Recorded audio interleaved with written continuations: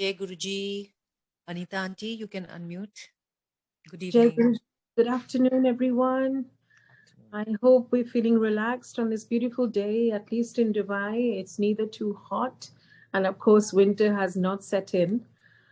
But the sun is always shining when we are in Guruji's Sharan, all of us, and we feel protected and we feel loved and cushioned. And I hope all of you have got your mug of tea with you and you are ready for a good reading session, soulful and heartwarming, just as our cup of tea.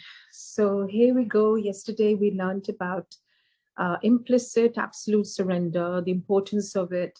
And when we surrender, Guruji enables us to go through our karmas, not only just in the physical, sometimes he's gracious enough and merciful enough to enable us to go through them in our dreams.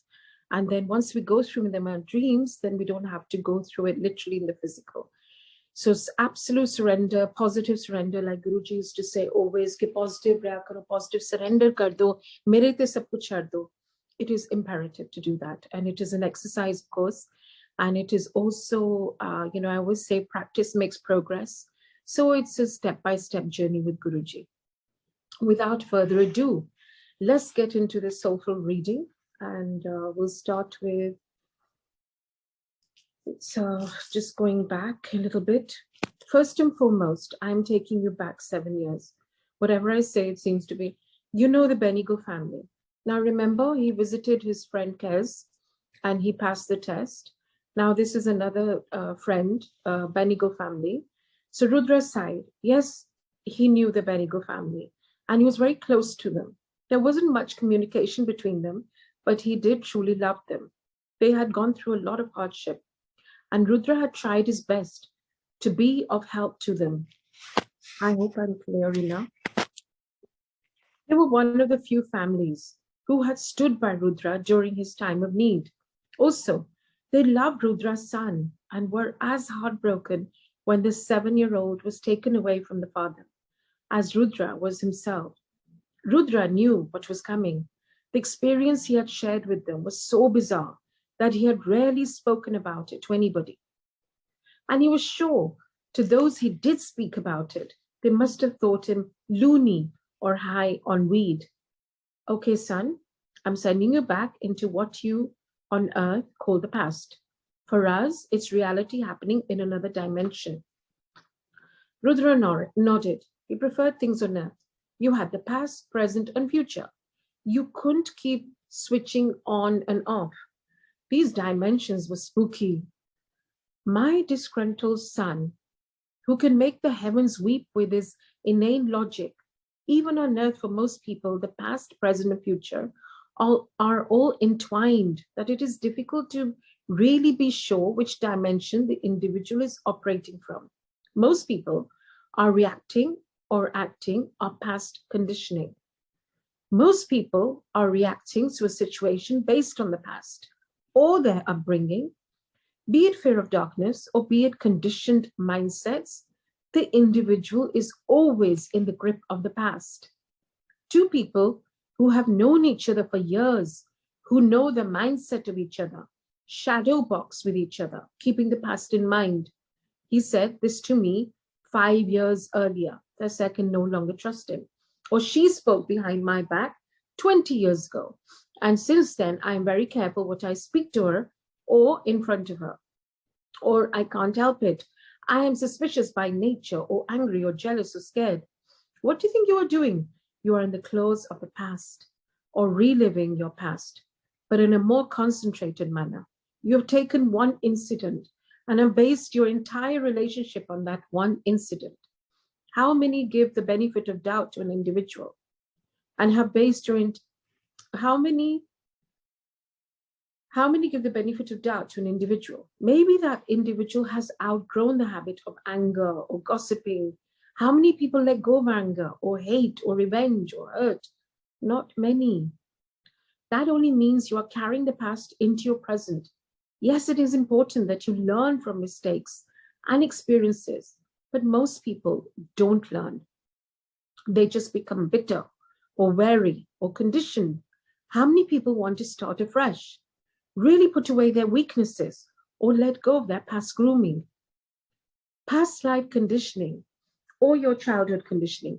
Rule your present moment and your future. And who knows, if you don't drop it soon, you will allow your next life too to be ruled by such a mindset. Remember, mental conditioning accompanies one even after one has dropped his or her body. Imagine taking prejudices and fears to your next lifetime. If you don't overcome your fear of water or fire or snakes or turbaned men or women clad in a burqa or priests or dogs or darkness or whatever it is, you will take fear into your next life. Now, who is taking the past into the future, my son? You are taking your past life conditioning into not only your present lifetime, but into your future lifetimes as well. That is why one needs to work on whatever issues prevent you from breathing peacefully and prevent you from soaring with happiness or chain you up from really enjoying life or making your master proud of you. One needs to work on these issues at the earliest. If somebody has an issue of anger, and if you don't work on it now, you will keep coming back with the issue of anger in a more accentuated form. You will keep hurting yourself and your loved ones with harsh words and flashes of verbal or even physical abuse. You will keep adding your karmas on the wrong side of the balance sheet. Imagine for lifetimes you're caught up in a web of karmic entanglement only because you can't keep your mouth shut or your tongue still. You are caught up in the past life conditioning which you have brought into your present life.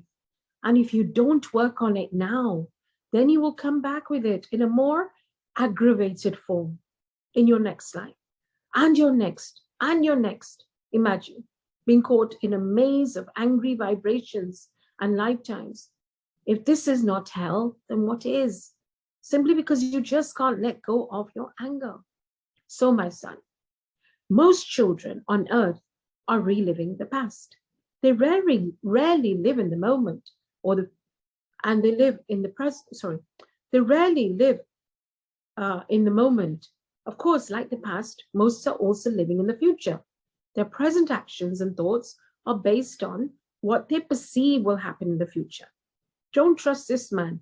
In the future, he might turn against us and use all this against us. What have you done? You have based all your present actions on the future. Parents spoil their children with too much pampering, with the logic that anyway, once he or she is big, life is going to be rough on them, or my daughter will get married, and then who will pamper her at her in-laws' place? Or parents become rigid and fanatically strict, as they don't want their children to be spoiled brats in the future. So they make the present moment a living hell for the child. What are we doing if not living in the future? Yes, learn from your past, prepare for your future, but live in the present. That is why, son, we believe that most on earth are caught up either in the past or the future and rarely address the present moment. Rarely do you on earth savor the juice of the present moment, which is where the nectar of the gods reside. Most often, you all are in search of something that doesn't exist, or if it does exist, it does so within you, like the musk deer who roams the forest frantically in search of the fragrance of musk, little realizing that the beautiful fragrance emits from its own body.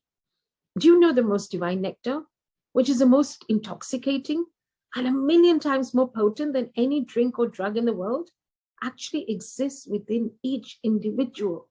No, I'm not talking metaphorically. I really mean the nectar exists in each one of us. Why do you think yogis spend so much time in prayer, meditation, yoga? Is it through meditation, prayer, yoga, that you create a situation where you can taste the drop of nirvana, actually taste the drop of nectar? And once you taste that drop of nectar, son, you're possessed by the need to keep visiting that zone of bliss and keep on partaking from the stream of divinity, which actually flows within each human being. But like the musk deer, instead of focusing within, trying to create a situation where the nectar drop is released and you can taste it, yes, actually taste the drop of nirvana.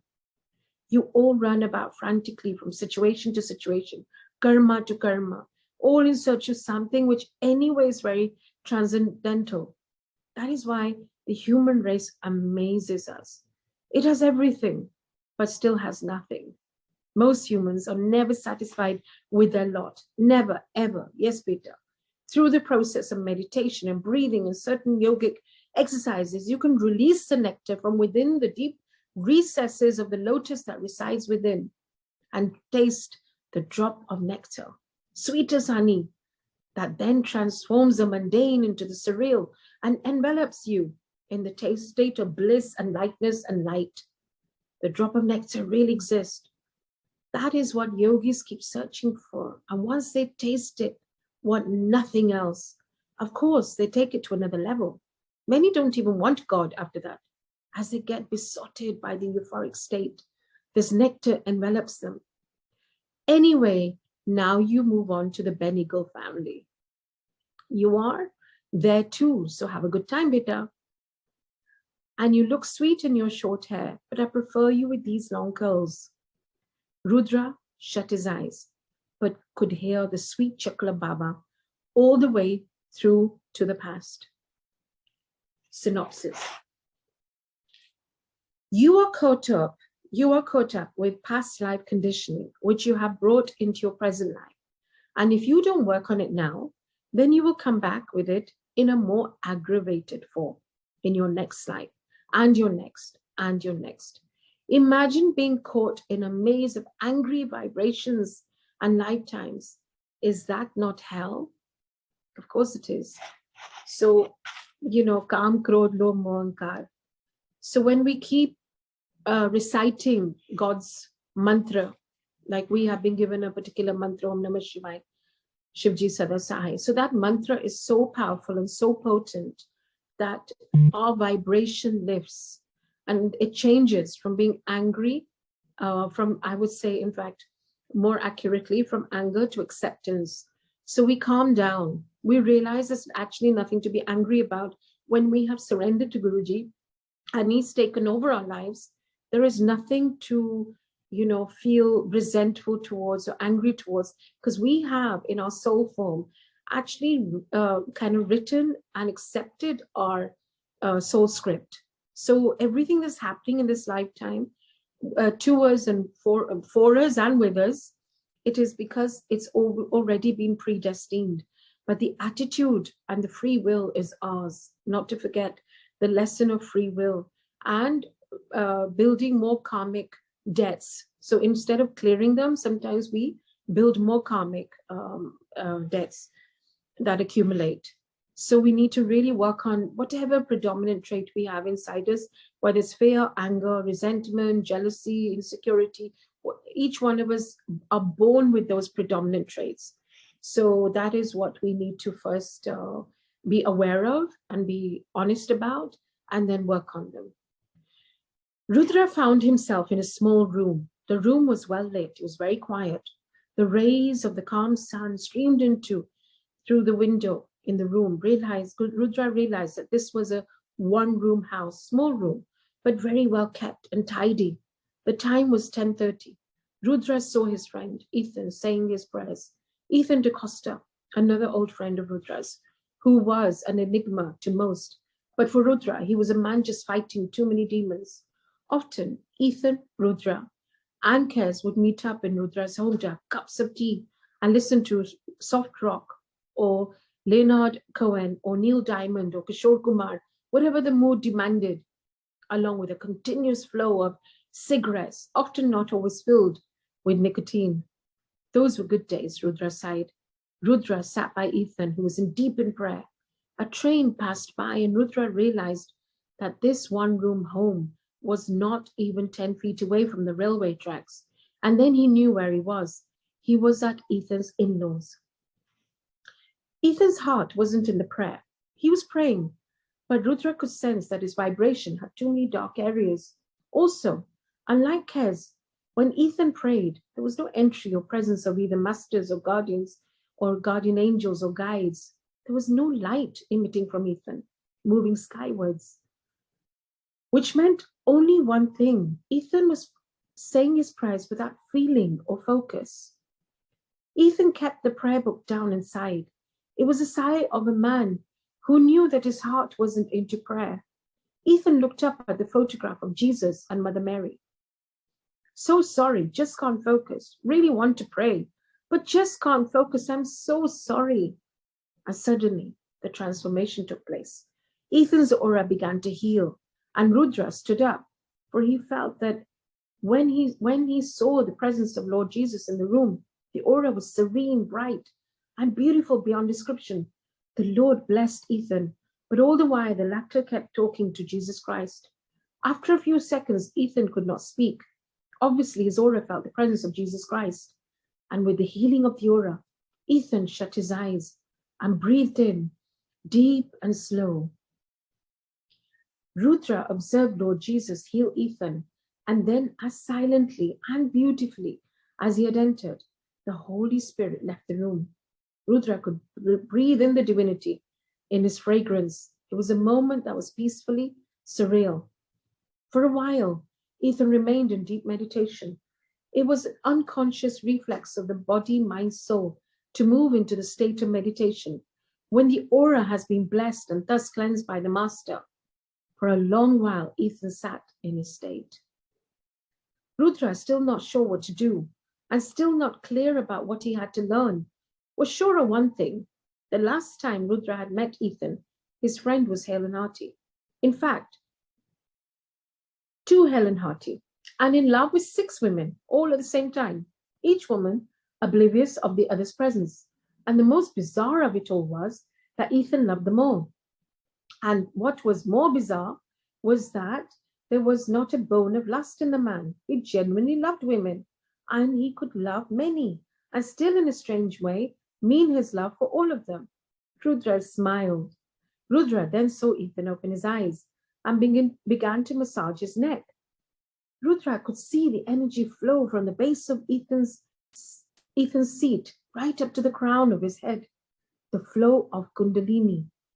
Obviously, what had taken place was very, very clear.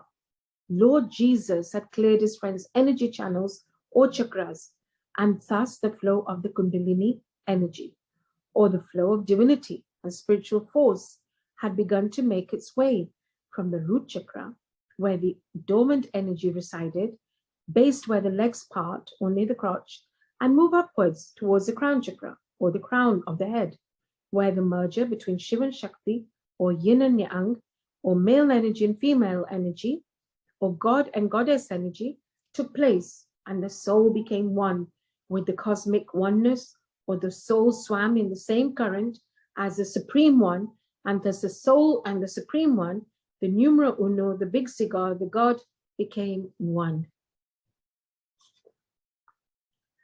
But the Kundalini energy moved up slowly and beautifully, and Ethan wasn't prepared for this euphoric flow of energy. He felt lightheaded and experienced discomfort around the shoulders, neck, and head. Hence, he lay down on the sofa and in moments was fast asleep. The last thing his friend did was to check the time. It was 11. For a while, Ethan lay on the sofa, trying his best to fight off sleep. Slowly, his breathing and his aura calmed down. And after a while, Rudra saw his friend's spirit body rise up and sit up. Ethan sat up and looked around and looked towards Rudra, but obviously couldn't see Rudra, as Rudra had not been present when this episode had transpired a good 10 years prior. Ethan began to move out of the room, and Rudra followed, and in less than a second, Rudra found himself in an operating theatre. Baba was already present. Master Ram Thakur was present too. Rudra sensed the presence of Master Jesus. Swamiji, one of the most powerful mediums of Ma Mukambika Devi, was present too. The masters formed the inner circle and outer circle of many innumerable spirits. They made way to Ethan to move towards a body on which doctors seemed to be frantically working. Ethan, even in the astral state, was a little confused and ignored. The poor chap had been a moment ago sitting calmly on a sofa in one bedroom apartment, minding his business, and moments later he was in the operating theatre, filled with masters and various spirits with strange colored robes. Rudra smiled. He knew what was going to happen. Ethan has spoken about this incident a few times, and always Rudra had made fun of him. Wow, his friend had actually gone through this out-of-body experience. And then it began. Baba sent a thought wave to Ethan. Ethan rolled his eyes. He refused. Baba smiled and once again sent the thought wave to the young man. Rudra could hear the thought wave. He couldn't help but control his laughter. The message was very, very clear. But to a normal man, it would be absolutely insane. Beta, remove the heart of this child lying on the bed. Holy smoke, I'm not going to remove anybody's heart. Though Ethan was in the astral plane, his conscious mind kept resisting this experience, and thus, even in the astral plane, Ethan could think, Beta, remove the heart of this child or he will die. This child is 80 years old and I'm not going to remove anybody's heart. And why don't I wake up from this crazy dream? You aren't in a dream state, son. This is as real as anything you have experienced in your life. I want you to remove this child's heart. Oh yeah, Baba, and how am I going to remove a heart? With a fork and knife or my bare hands? Son, I'm not telling you to remove a physical heart, but the astral heart, son, as you aren't in the physical plane. Can you see a heart? And Rudra looked close, and he saw the old lady's physical body, but floating over it, it was her astral body. The heart was badly damaged, as there was a dark aura covering it. Barely a small part of the heart had a healthy aura. Ethan nodded. Yes, I can see her body. And there is another body with various colors covering it. Am I really in the astral plane, or is this another sick dream? No more nachos for breakfast, for sure. All the spirit bodies present began to smile. Yes, they were doing their healing, and their prayers were being sent, and positive energy. But they had their sense of humor very intact. Beta, time is of the essence. Remove her heart. Just imagine and visualize yourself removing her heart. Just do it.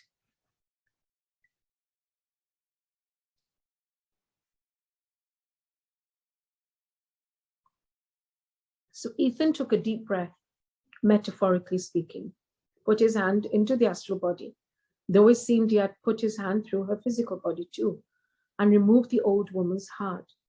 Oh God, I am a sicko. No, no, son, there is nothing sick about you.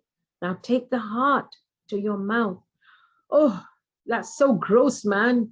Ethan, wake up. This is gross. I'm a pervert. Oh, sweet Jesus and Mother Mary, I can't have a thing for old women, and that too in this manner. No, no, no. Wake up, Ethan. Wake up, boy. Rudra began to laugh.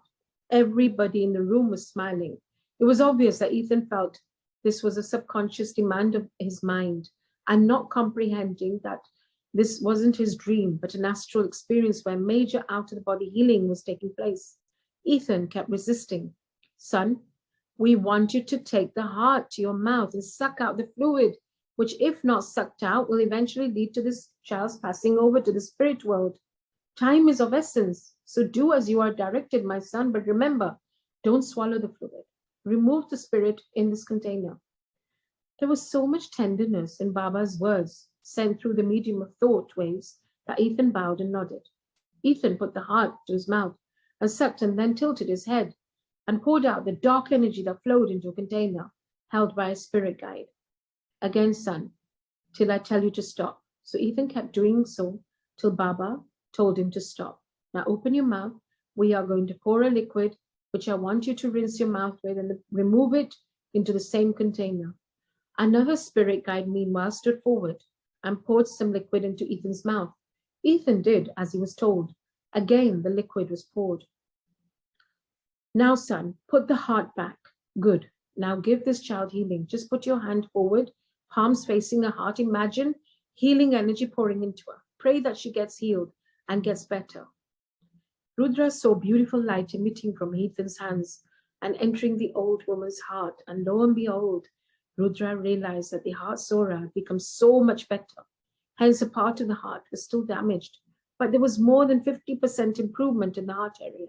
Now, nearly half the heart seemed to be radiating a healthy aura compared to 1/10 of the heart before the astral surgery.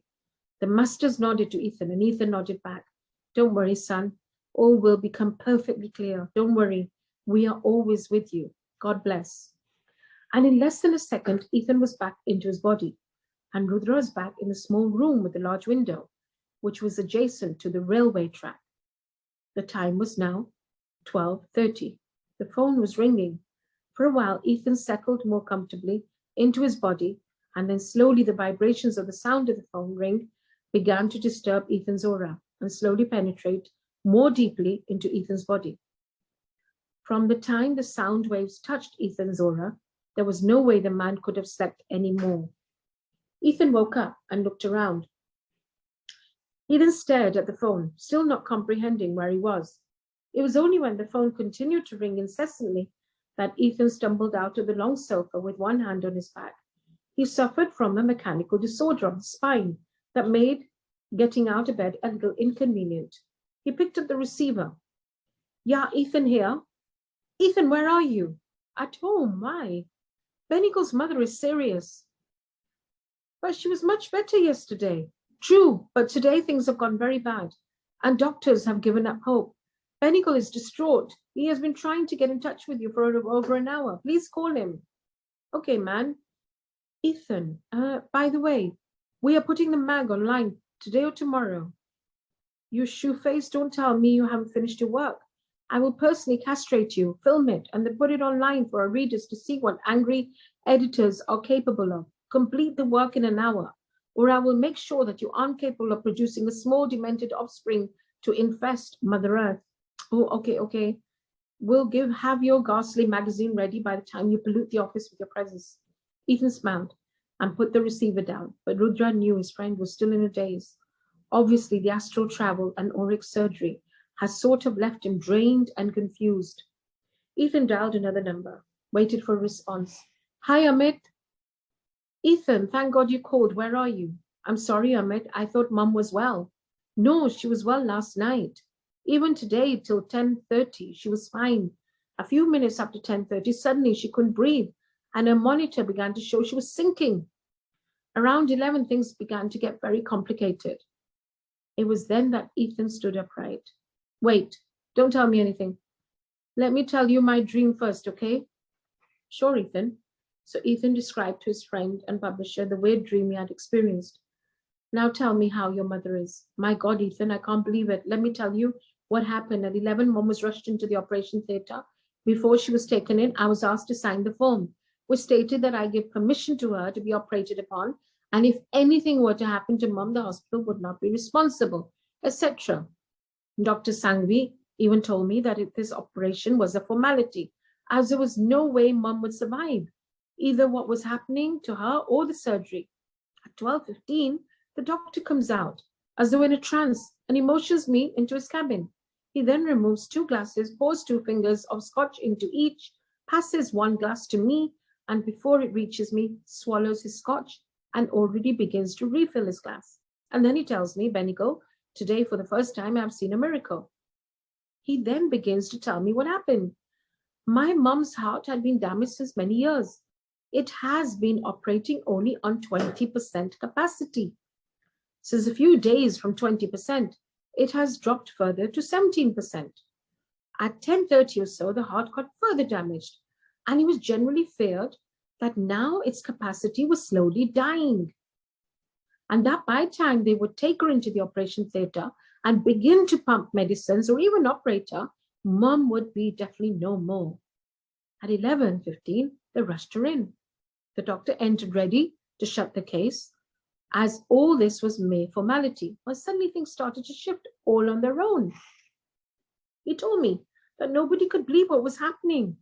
First and foremost, the monitors, which were showing doom and death, suddenly began to realign and slowly inched their graphs towards normalcy. 2 days ago, Mum's heart was functioning at 17%. Suddenly now the monitors showed her heart functioning at 47%. A 30% improvement virtually overnight, and that too in a woman of 80, without any treatment or medication or operation. First and foremost, they thought the monitors were not working. They reset them, and now they showed 49% heart function. He restarted the monitors. Still 49% of Mum's blood pressure, sugar level, everything was moving back down south towards normalcy. Your dream and the time and Mum being rushed into the operation theater and everything working out and instead of her dying, she's regaining her health and her heart. Speak only of a miracle.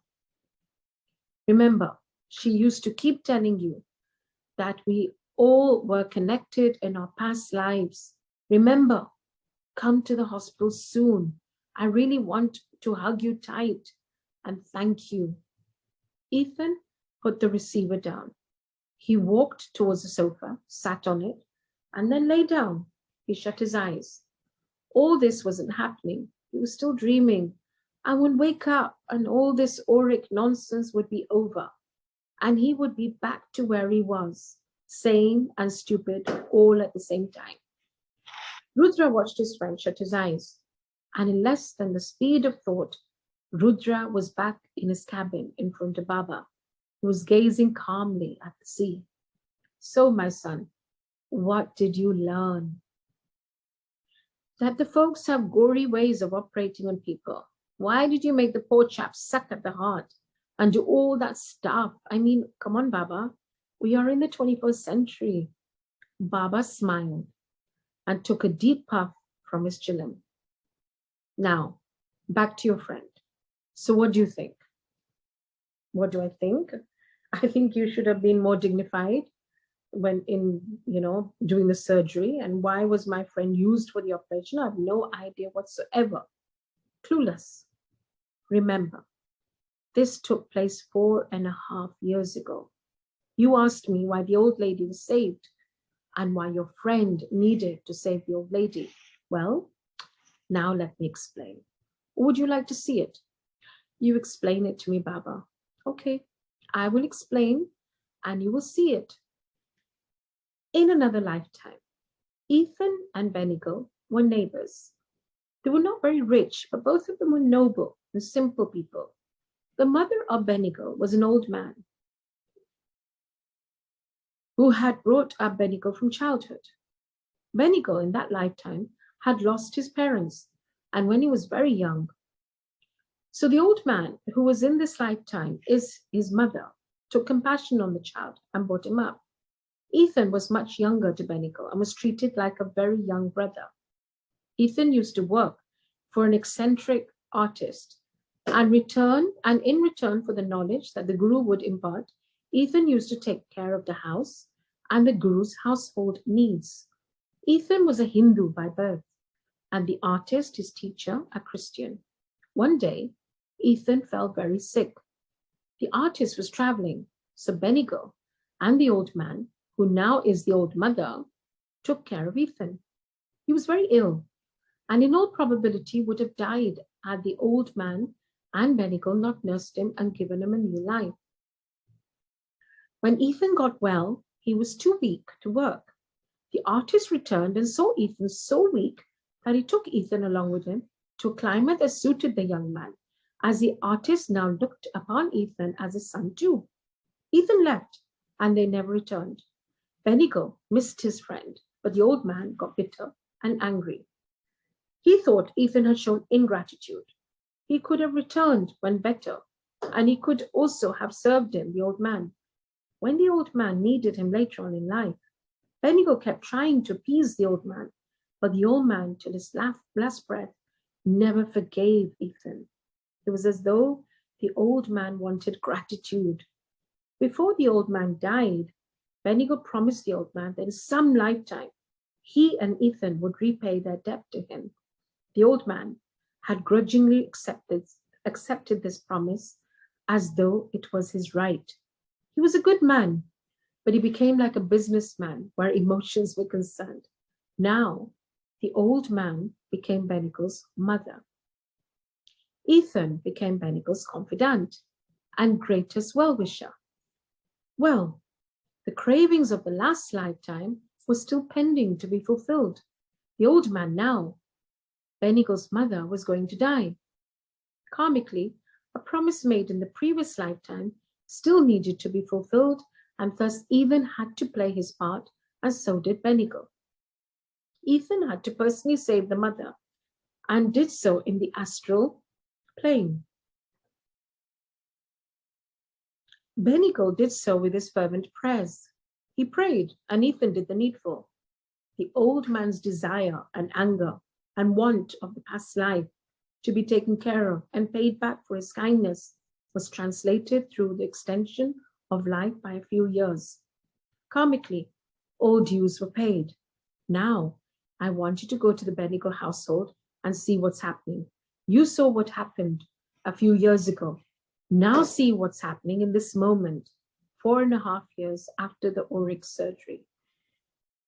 Rudra nodded and shut his eyes, and the very next moment, he was in the Benigo home. He saw the old woman gasping for breath. Baba was already present, along with the other guides and spirit council. He was always amazed at the way the spirit world operated. They were always around us. Whenever we called out in earnest, they were present, healing and energizing, loving, nurturing, and consoling.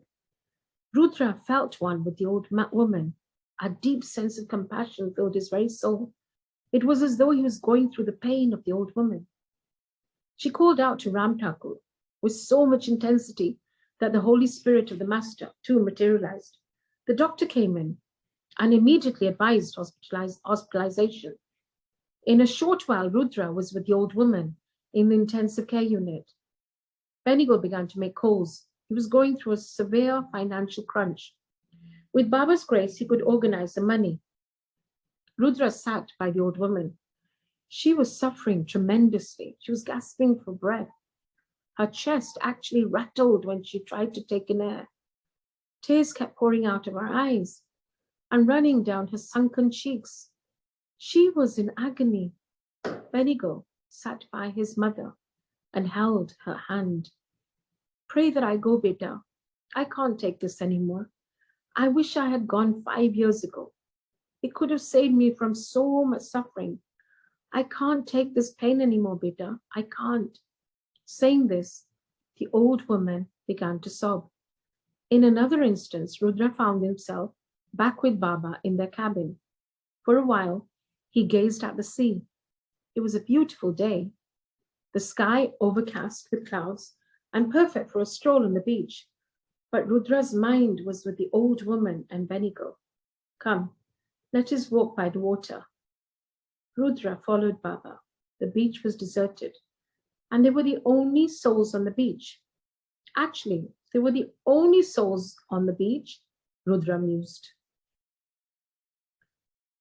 Since the time her karmic debt has been repaid by Ethan and Benigo, this child has gone to the hospital more than a dozen times, and slowly she has lost the power to enjoy life. All things that mattered to her have slipped away. Her evening walks with her friends have stopped.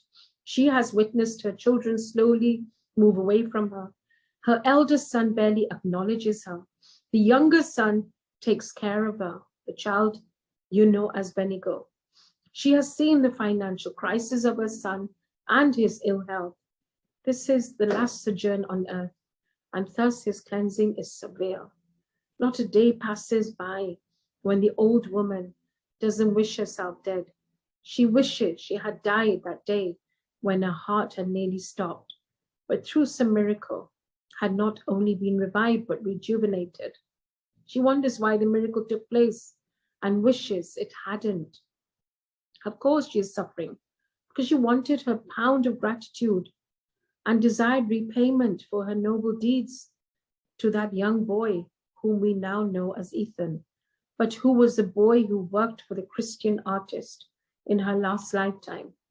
She had taken care of Ethan in her past life and wanted to be acknowledged and repaid. She has been repaid, but in this lifetime, when she least wanted the repayment, she would have preferred to pass over 5 years ago, but she had demanded repayment, so she got it. There is a strange irony and humor where karma is concerned. Life for life, where death, as you call passing over, is most desired. That is why, son, We always advise people not to crave or yearn or want anything so desperately that they have to come back to experience it, and then so often suffer because of that want. Therefore, Guruji used to say, "Manno mango ne." जब हम मांगते हैं और बहुत मांगते हैं, and we जिद करके मांग लेते हैं, so that karmic blueprint remains with us. So it's so, like, crystal clear here. The mano, or mano mangoni concept has been crystallized here, in a way that maybe earlier we didn't understand, because a lot of people tend to ask, कि हम गुरुजी से नहीं मांगेंगे तो किससे मांगेंगे, भगवान से नहीं मांगेंगे तो किससे मांगेंगे. But really, it's about surrender again, and it is about, not really. If we do somebody a favor, we should not expect anything in return. Do good for the sake of good, I feel. Just don't expect anything in return. God is watching. And if somebody, even, I feel, has taken, hypothetically speaking, if somebody's, taken a loan from us, we should not expect it. Hopefully they'll repay. But if we long for it, and if we, kind of get attached to that thought that, no, he has to repay me, he has to repay me, then we'll have to come back in our next life. So will that person. So it just goes on. The cycle of birth and death just is constant. So therefore, like he says, I want to repeat this. That is why, son, we always advise people not to crave or yearn or want anything so desperately that they have to come back to experience it, and then so often suffer because of that want, because of that want. If in that lifetime she had let go the desperate need to be served and to be shown repayment of gratitude, she would have moved on, and these past few years would have been avoided. When you leave all to the master, then you have disconnected all karmic bonds with all situations. But when you crave and hurt and want and demand and pray for things, material, emotional, then karmic repayment becomes compulsory. Like I told you, if you were to loan money to somebody, it comes back. And even if you repaid, you were to hold no grudge, or longing for the overdue payment, then you have disconnected from that karmic give and take. You don't have to come back to collect, or often collect in situations which may backfire on you and your well-being. But if you crave till the end and haven't let go of the loan, or the hurt, or the anger, or the grief, or the revenge, or the wants, then you come back to collect. And often that itself makes you go through situations where more karma is added to your balance sheet. In the past 4.5 years, this old woman has created so much new karma, for which a lifetime again won't be enough to nullify. Just in the last 4.5 years, which were extended because of a need to be served and repaid from another lifetime. It doesn't mean when somebody is ill, you don't do your best for that individual. Yes, you do your best, all that is possible to treat the ailment and help your loved one. But you leave the result to God and Master. So many times family members have prayed and have dipped into their karmic balance sheet to save their loved ones, even though the latest time was up. But who has seen the future except our masters? You might save the individual through prayer, but then life becomes a living hell for the saved person, or he or she may suffer each day and die each day, but still be in the physical plane. We advise, therefore, that prayer to your God and Master, do whatever is best for the ailing loved one. So I remember when my mother was really sick, and she had been diagnosed with pulmonary fibrosis, and she was very, very sick. And her last 4 years were, ghastly. And I wasn't praying for her recovery because I knew that there was no chance of recovery. But I was praying in earnest for Arya Par, for Guruji to take her peacefully. But she outlived her suffering for whatever reason. We don't know. Even the doctors were shocked, because she was given 6 months, but she suffered 4 years. So never pray for, the recovery of the person. Always say, Guruji, do whatever is best for the ailing loved one. Pray for the well-being and welfare, and all overall good for your loved ones. That shows real love. Pulling a person out of the jaws of death just so that your loved one is near you may have adverse ramifications. And I am not talking about physical suffering. So, yes, pray for the longevity of your loved one, but always pray for what is best for the person's overall well being, the overall good for the soul's progress, and then leave the final decision in your master's hand, keeping your loved one in the safekeeping of the master. This soul, this old woman will live for another year, more suffering, more karma, all because a person couldn't let go of a noble deed and wanted gratification. It is only when you love selflessly that such karmic bonds don't come back to haunt you. As you often say to your friends, don't let your goodness come back to bite you in an ass. Ha ha, selfish goodness always does come back to bite a good piece of your posterior. When you love, do so selflessly, without expectation. Otherwise, you are not loving. It's all business. So a little synopsis before we go back to having our tea. That is why, son, we always advise people not to crave or yearn or want anything so desperately that they have to come back to experience it and then so often suffer because of what they want. So it's something that we all, I hope, are learning from. That never pray in earnest for anything specific. That's why they always say, कि Guruji jo aapko sahi lage wahi karna. Even if somebody is sick in the family, we just say, just do your will. You know, whatever is your will, I will accept your will. So that's important. So I hope you're all enjoying your tea also. Just a little, mine a little Yes, sip. Auntie. I hope you're all enjoying. Yes, Auntie. Yes, we are. Really It's beautiful learnings. there's a lot of learning in this book. There's a lot, sort of obviously it resonates with your Guruji's teaching also, and that is why I think we're all kind of engrossed in this, because it's the truth is one, right? The truth is one, but interpreted and expressed in different ways. So I think, again, without further ado, sometimes it takes a while to just absorb all these pages because it's really so emotional. Because I can resonate, when he said like about my mother also. So it's very heartbreaking when somebody's dying and then not to ask for their recovery. It's like the worst thing. It's very tough. So life is tough. Life is not easy. And especially when you're on a spiritual journey, I feel it becomes tougher. The tests become harder, And it seems like the people who are not spiritual are having a great time, but they're not, because they have to go through their lessons too at some point. They've just chosen an easy life this lifetime, which I've understood, because a lot of people, a lot of my friends, social friends, as we speak, they're on cruises in San Tropez, they're having a blast. And you know how, and you think in your head that, life is so easy, but it's not. They have their own challenges and their own struggles, but they just deal with it in different ways. So nothing is right or wrong. Everyone's going through their karmic journey. So Blondie came up. Okay, so that's the dog. Blondie came up to Rudra and began to wag her tail. She could sense her master, and Rudra was amazed at the irony of the situation.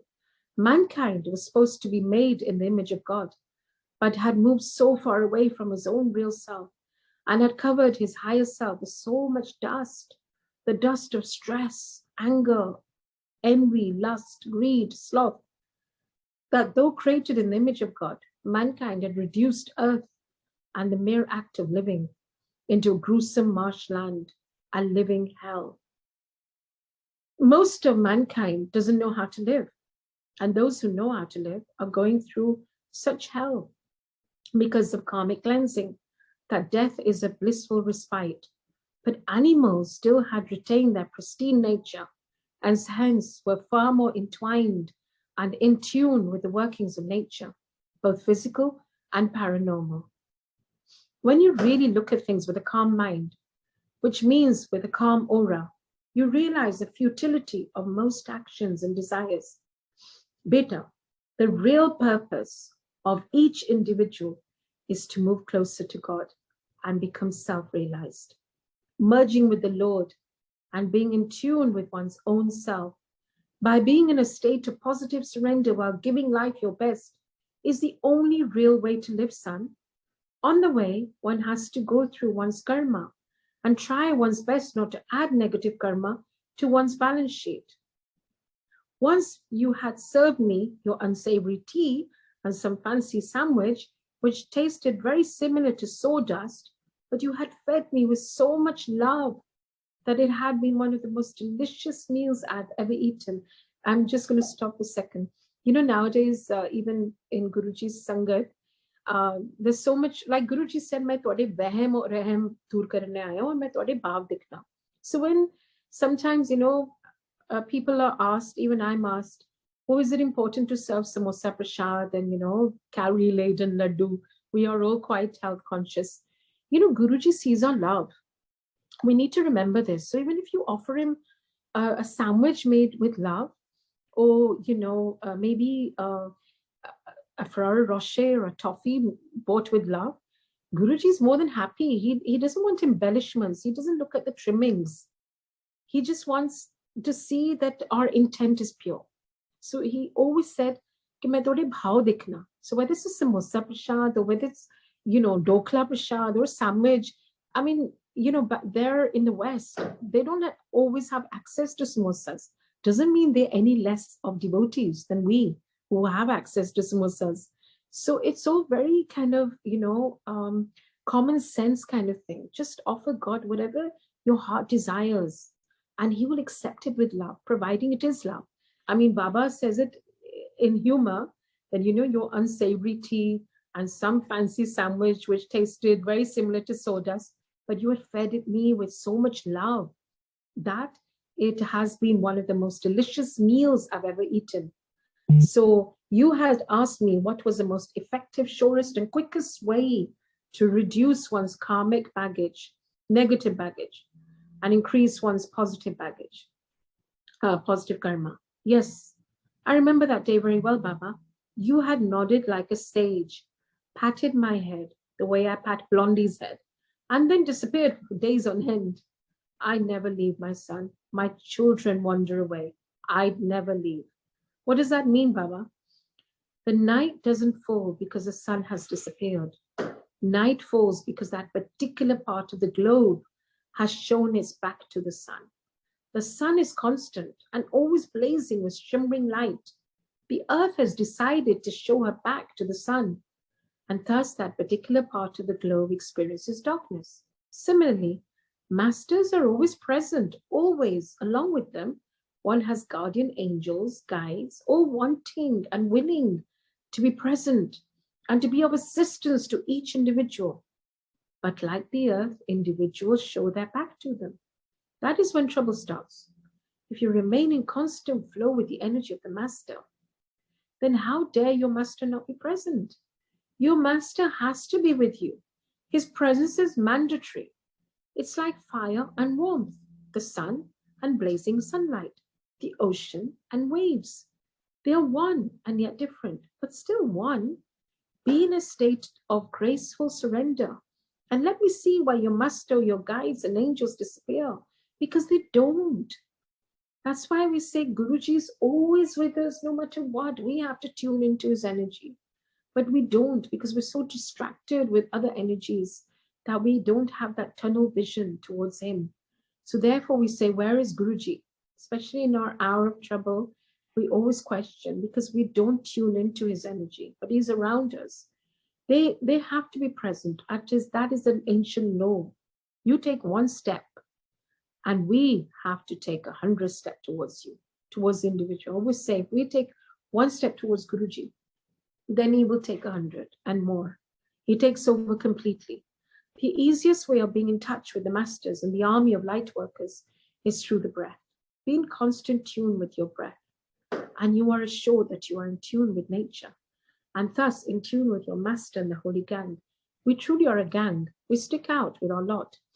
Now, another thing which I've learned from my daughter, because she's a yoga teacher, Anishka always says, you know, do as much pranayam as you can, because it's so true that with the breath we become calm, and when we're calm and centered, that is when we can actually be in tune with the energies around us, the positive forces, the positive energies around us.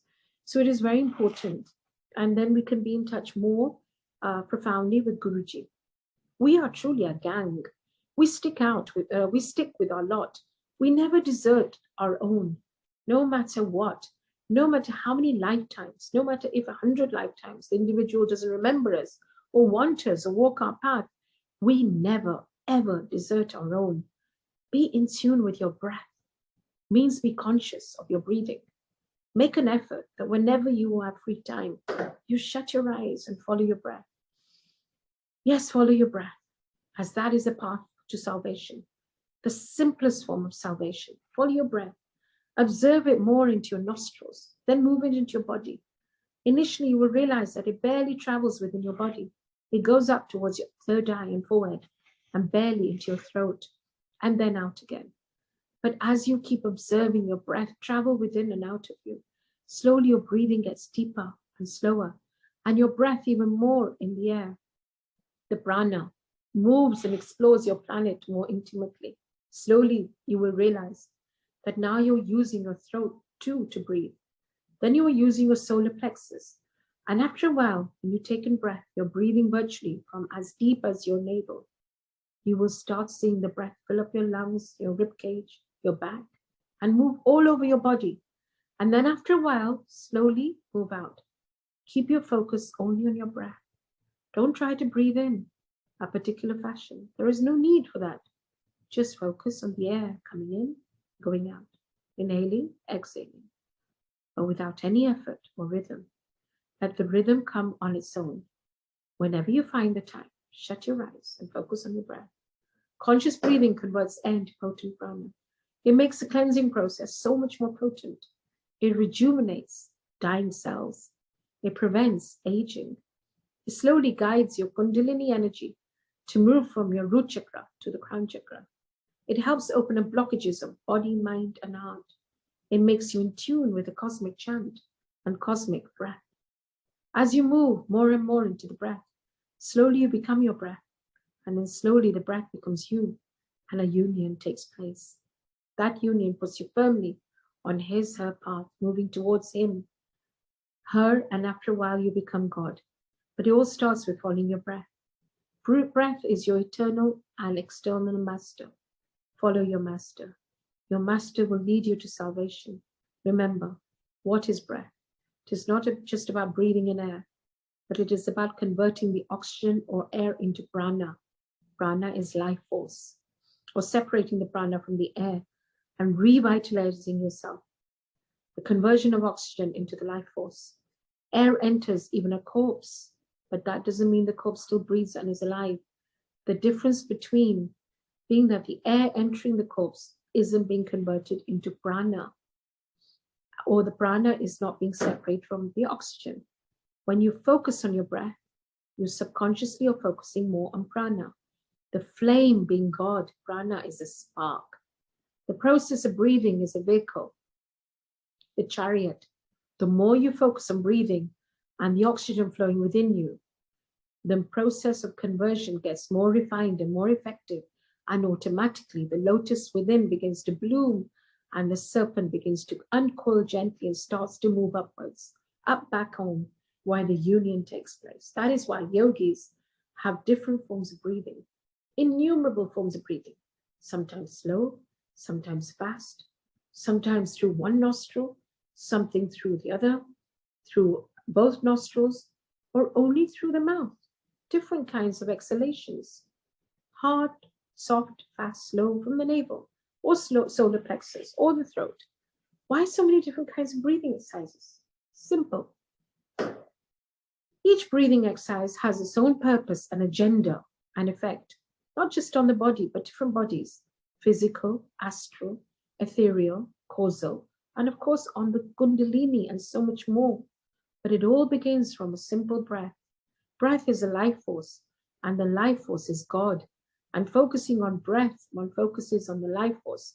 One can live for days without food and water, but without breath, a minute is like eternity. Understand that your body needs air, your soul needs God. Focus on breath and you automatically focus on God. It's really that simple. That is why I used to smoke Baba, always focused on breath. Baba chuckled, nodded. So Baba, You were going to tell me the fastest way to cleanse your karma, negate one's bad karma and increase one's positive karma. Tell me, speak up. Yes, beta.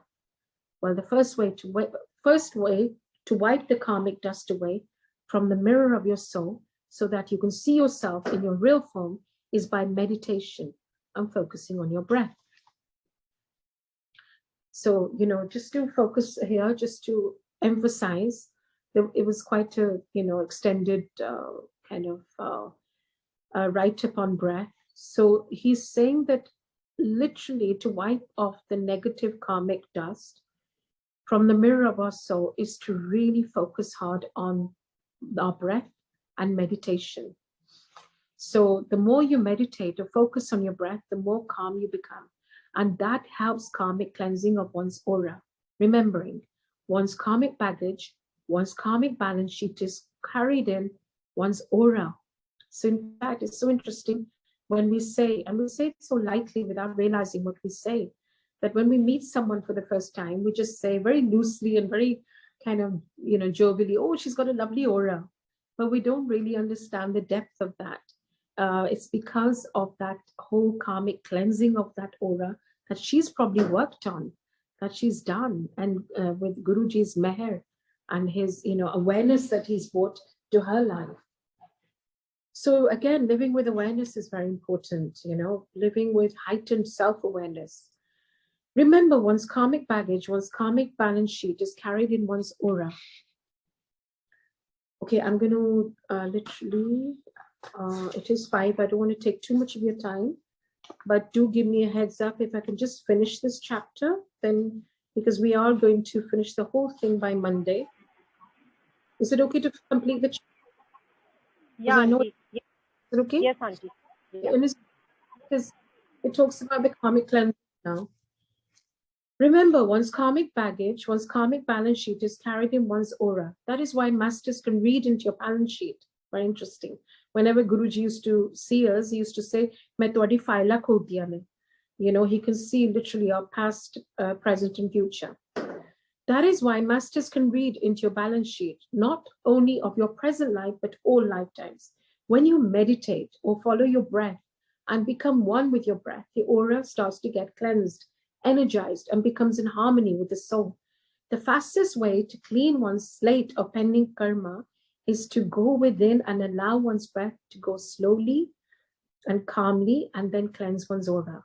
And with the cleansing of the aura, one's past life karma to begin to slowly get cleansed. It's the fastest and easiest way to karmic cleansing and merging with your master and creator. That is why every ancient religion insists on meditation and prayer. Prayer, when done with conscious clarity and purity, has the same effect of cleansing, energizing, and harmonizing the aura, and thus is a karmic cleanser.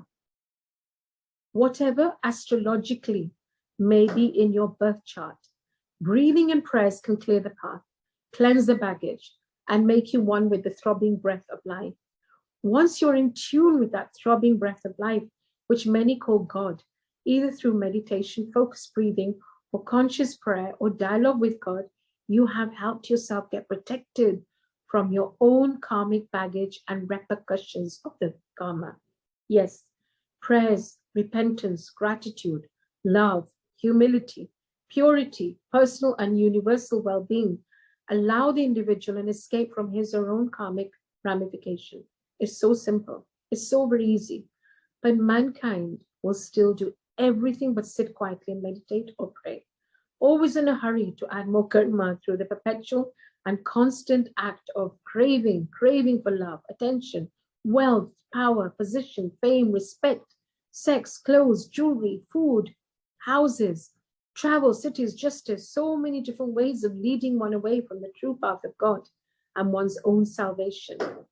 My husband doesn't love me, my children don't respect me, my in-laws are against me, my parents don't support me, etc., on and on and on we go. Instead, sit down quietly, be it at home, in a car, a bus, a train, while traveling, 5 minutes, break at work or home. Follow your breath, with eyes shut preferably, or open if you reach a state of being completely in the moment.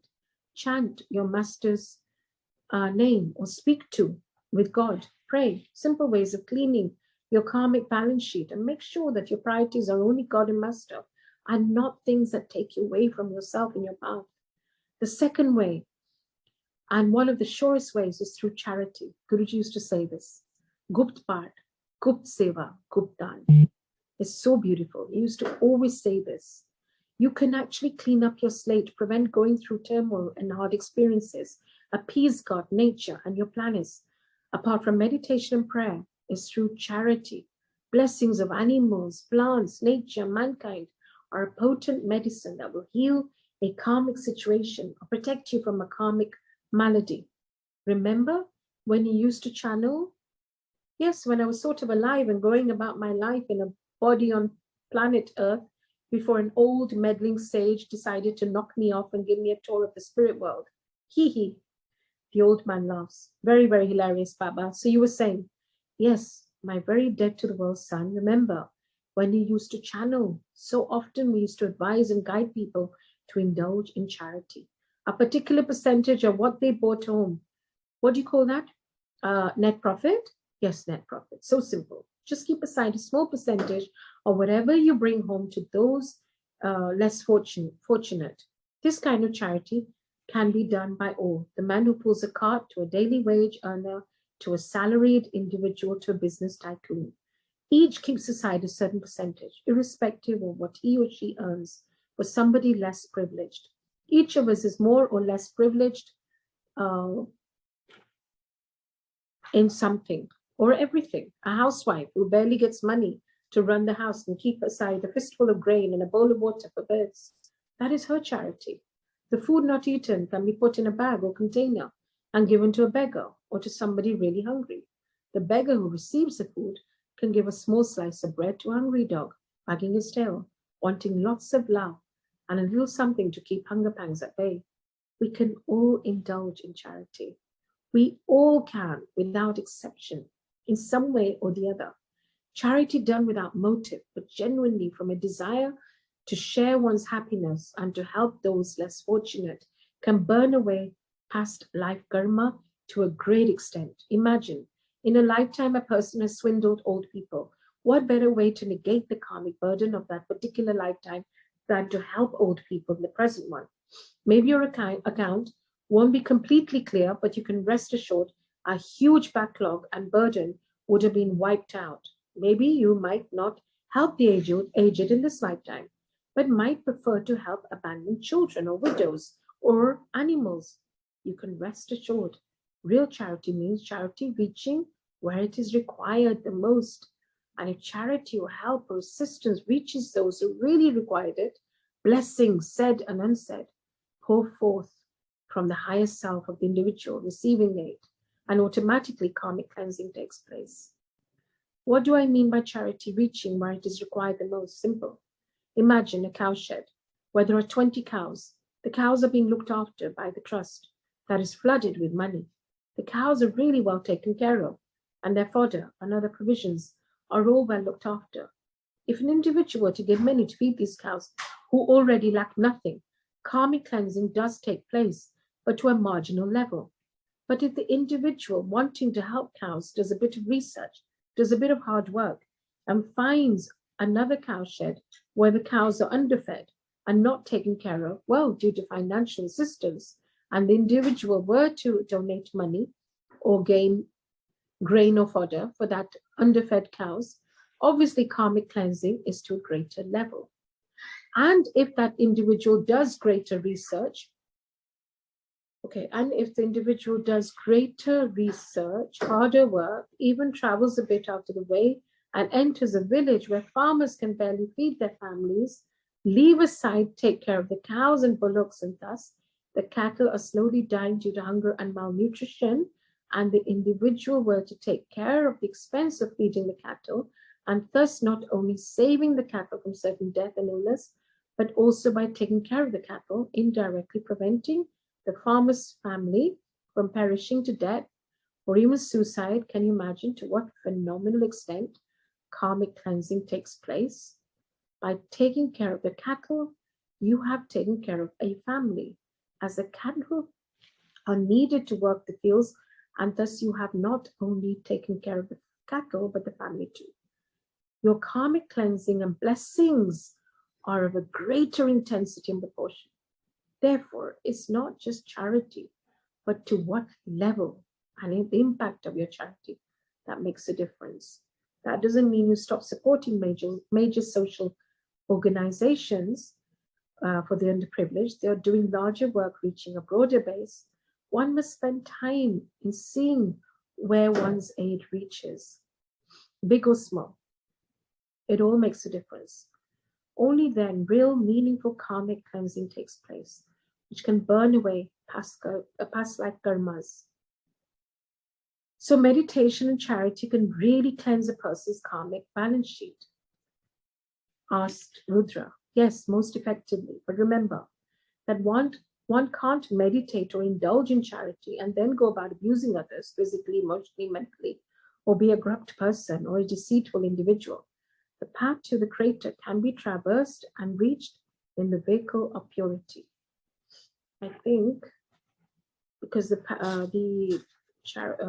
okay, there's only one page left. May I have your permission? Are you tired, everyone? I've exceeded the time. So can I just a long chat? Andy, please carry on. It's really nice. Thank you.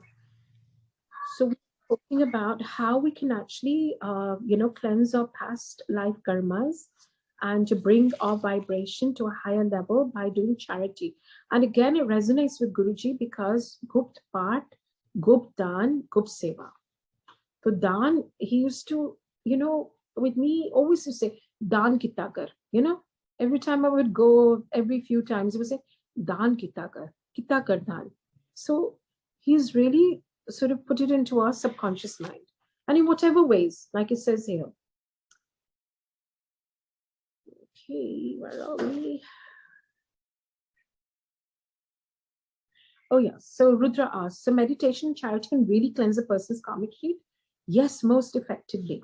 But now remember, there's no point, and I know a lot of people who do this, one side they'll do charity, but the next moment they've not really cleansed their personality. So they'll still carry on abusing, they'll still carry on misbehaving with the family and doing all the wrongdoings. So there's no point. So the four wheels are meditation, charity, prayer, and duty. But the wheels need to be fitted onto the vehicle. And this vehicle is called purity. There are various words for purity. Some say nobility, selfless love, tenderness, honesty, virtue. I say only one thing. Spirituality or purity means only one thing. It means making your God and Master happy and proud of your behavior and conduct. In every little thing one indulges or thinks or speaks or says, that is a vehicle of purity. Without this vehicle, where you are going to fit the wheels of the automobile, and without the wheels, how are you going to traverse on the long, narrow path of salvation? The only real path which leads to God and Master. But Baba, I thought meditation and prayer are the same. I'm happy to notice that your thoughts when on earth were on a bizarre side, and now when physically you lie horizontally immobile and are active in the spirit plane, it has done little to rationalize your thought vibrations, which means you still can't think straight. Ha ha. Ah, very funny, my dearest sage. We even smokes like a chimney in the spirit plane. Please explain the difference between meditation and prayer. Okay, so meditation is stillness. It merges the individual with the Creator. Meditation is like the morning dew, tender, calm, enriching, rejuvenating. It is cleansed with the morning dew. Prayers are like the rainfall. It quenches the thirst of the earth. It fills the rivers, the lakes, the ocean. It washes away dirt and cleanses all that we touch. It cools the earth and gives the earth a new lease of life. You need to wake up early morning, bathe in dew, and it's not for everybody, for the fortunate few. While the rains have no timings, they come and go unannounced. You don't need extra effort in witnessing or being drenched in the downpour. It can be seen, heard, felt, breathed, day in, day out. Rainfall experienced by virtually everyone, while morning dew needs effort and discipline. That's Amrit Vela, I'm guessing. The Amrit Vela is not for everybody, but it requires discipline and effort Prayers are an easy form of meditation. The impact is the same. When one prays, more earnest the prayer, light emits from the individual's aura and starts beaming life upwards. The aura is automatically cleansed. The karmic balance sheet is worked upon. Karmic cleansing takes place. More intense the prayers, the more selfless the prayers. The more in gratitude the prayers, the greater the light. So that is your auric cleansing. But rule number 1 for prayers is you pray with the knowledge and affirmation that your God and Master know what is best for you and your loved ones, and may their will be done. Yes, if you want something in life, you can always request for it, but leaving the final outcome to your God and Master, assured that they know what is best for you and your loved ones. This is the first and mandatory rule of effective prayer. Without this, you are indulging in a business proposition. I spend so much time in prayer, and now you, yes, you, the old man with the funny beard, get my work done. This is no prayer. It's a sort of trade, and God is a very bad businessman. He is not much of a tradesman either. He's the best of best parents. Leave everything to his or her discretion. Your parents know the best better. The other mandatory requirement for effective prayer is love, devotion, gratitude.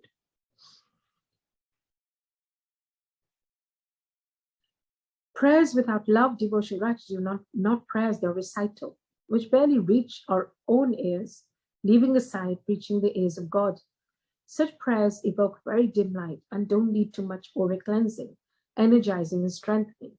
There is no question of past life karmic sheets being cleansed. It's like you have gone for a bath, stood far away from the shower, a few drops of water have reached maybe your feet. You are clothed in the bathroom with the shower on, standing far away. Your body hasn't been cleansed at all. Maybe your feet got a little damp. That's it.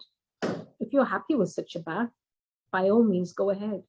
You can stand there for hours. For a full bath, you need to remove your clothes, stand underneath the shower, and let the water cleanse you. You need to make an effort and scrub yourself well. Let the water reach every part of you, and you come out of the bath cleansed and refreshed.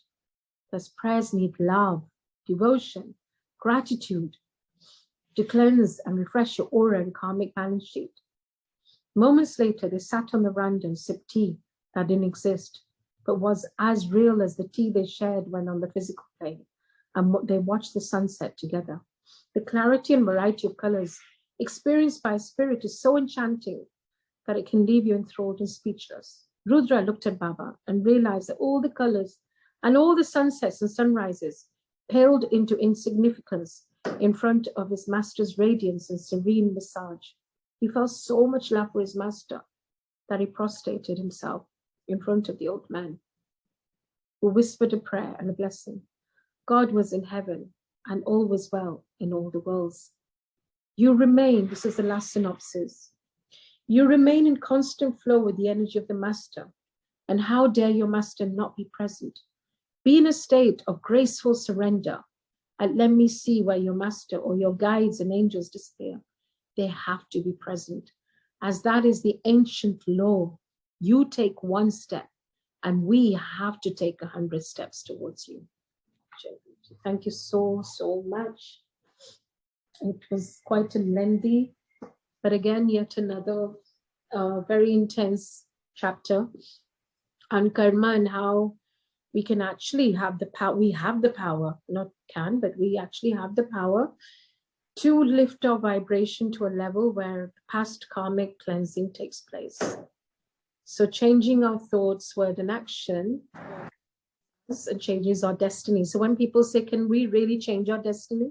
Yes, we can, but we need to do a lot of work, and the inner work is very important, and breathing is the easiest because it brings us in a state of calmness, and when we're in a state of calmness, then the higher forces take over, and our intuition levels, our inner voice, as we call it, kind of guides us, and to better planes, better decisions, and we make better choices.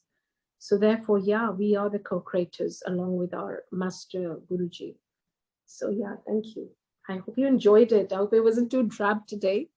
And I hope the tea was sipping well as well. So any questions as a Just Anybody has, yeah, please ask. But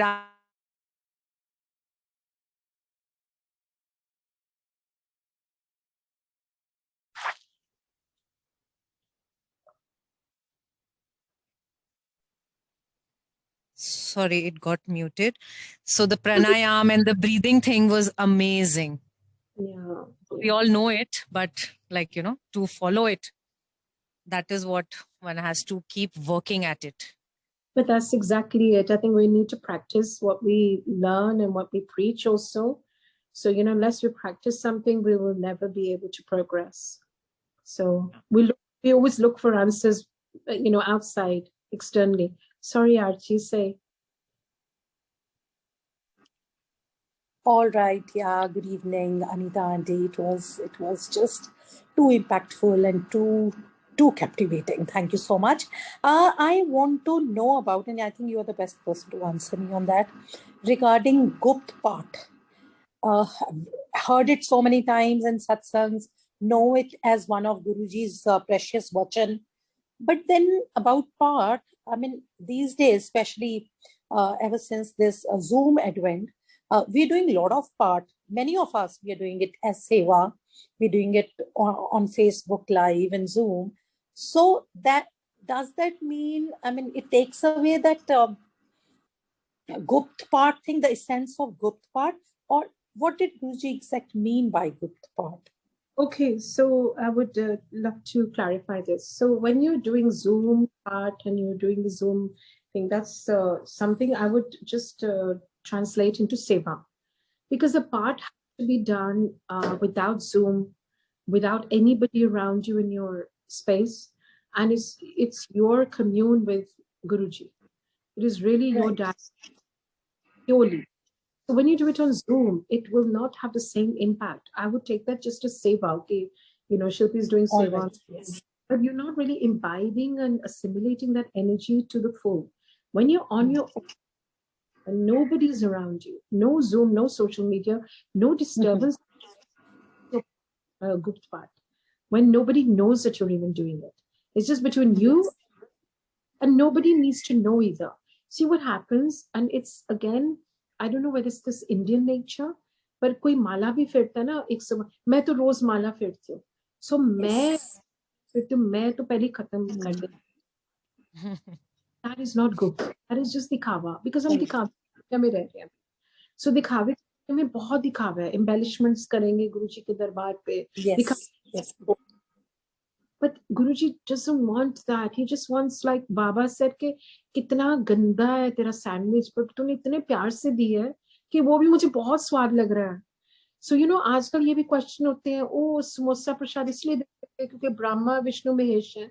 अब sandwich दो या ढोकला दो या कुछ भी दो गुरुजी तो बहुत प्यार करते हैं. And don't try and interpret what is served in बड़े मंदिर और छोटे मंदिर. It's just we become creatures of habit कि समोसा प्रसाद देते हैं भोग में, but we can offer him anything. मुझे आज मैं रिसेंटली सत्संग गई दुबई में तो किसी ने कहा आपको पता है ना जलेबी का क्या सिग्निफिकेंस है. मैंने कहा जलेबी गुरुजी लड्डू भी देते थे वो भी देते थे सब कुछ देते थे.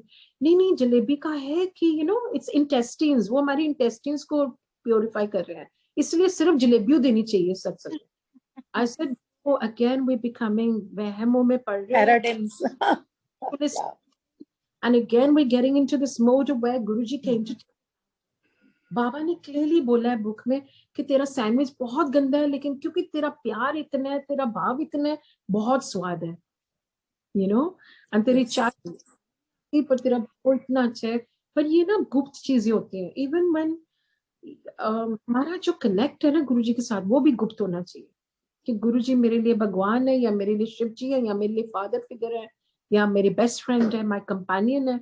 ये भी मतलब क्योंकि गुरुजी से नजरा को लो बच्चों, ज्यादा हाई प्रोफाइल नहीं रहो.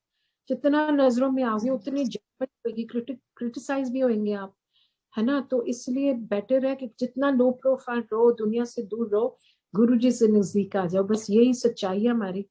एंड बाकी तो सब Beautiful, Auntie. I really had this very big confusion. And yes, you're right. In the mornings, I have this 1 hour where I can choose to be part of a platform or be with Guruji in communion. So I chose to do that for a few days, and I did feel that it was deep. It was deep, and yes, अब नजर नहीं लगवानी, मुझे ज़्यादा नहीं बोलना उसके लिए. Thank you so much, Aunty. Thank you. It was truly enlightening. Thank you. Thank you. Have a good evening. Thank you. You too. You too. Aprajita. Is it Aprajita? Anamika. Oh my God, my eyes so much. I can't see the names. Anamika. Sorry, my eyes. Thank you for today's chapter. So my question could be very basic in front of all of you. I am looking for, I need to know meditation kaise karte hain. I know it's like closing eyes and trying to connect but I get distracted and I am not able to understand ki sochna kya hai, nahi sochna hai, how to control your thoughts or let it flow. What would be your guidance on this? Honestly, my guidance would be there are a lot of people who teach meditation. Now, initially, because there are certain tools which get you into the space, they get you into that channel and they get into the flow of meditation. Now, once they've shown you the tools, they've taught you how to get into meditation, then you can practice it at home alone. But initially, to take the guiding hand of anybody professional would be the best way to do it if your mind has a tendency specifically to waver, because there are a lot of teachers now in meditation and pranayama and yoga. So I would certainly take their guidance to begin with, maybe for a month or so, till you get into tune with it, till you get into the rhythm. Thank you. Jai Guruji, thank you everybody. Good evening. Have a great evening. Auntie, we have another Narendra Pal. He wants to ask something or say something. Can you please unmute yourself? Uni? Narendra Pal? Yeah. Yeah, Jai Guruji. Okay. Okay.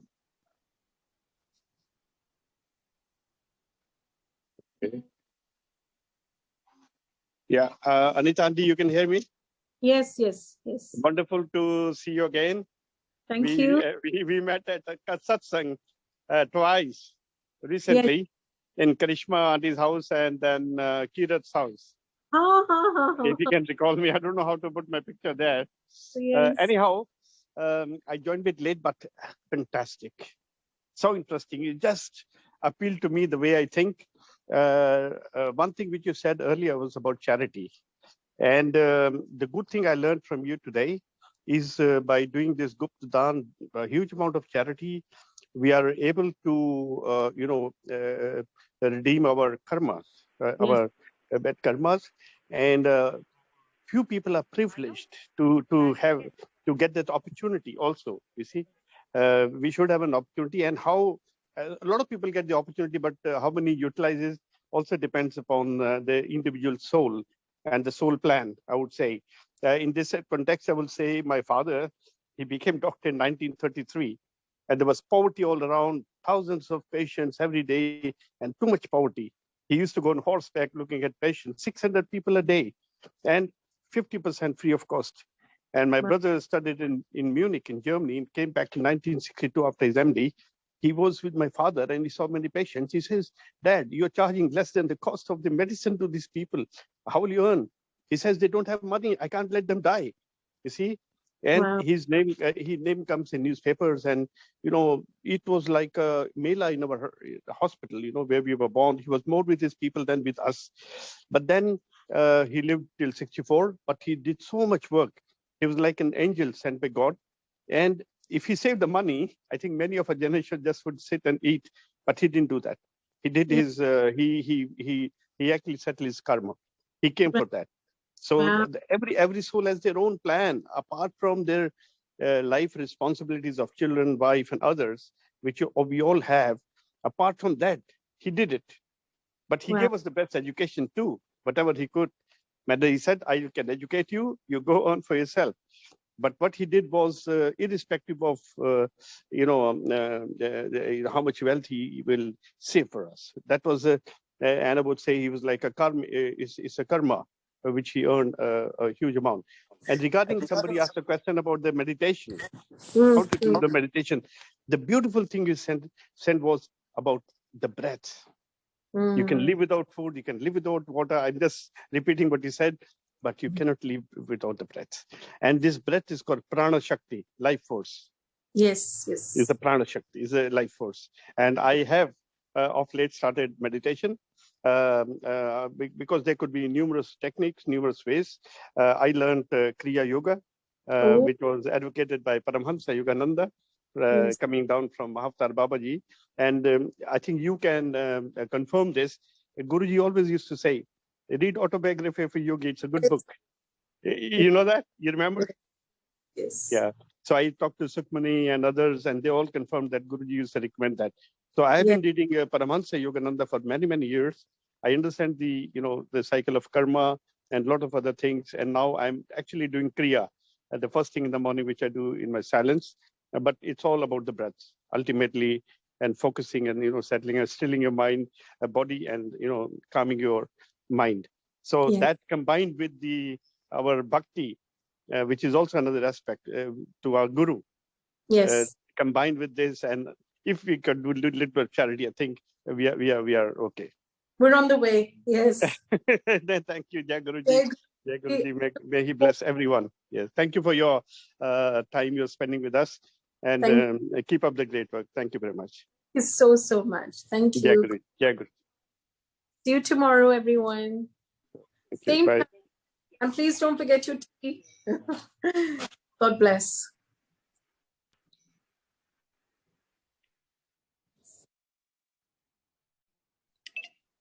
Thank you, Guruji. Shukrana, Guruji. Shukrana.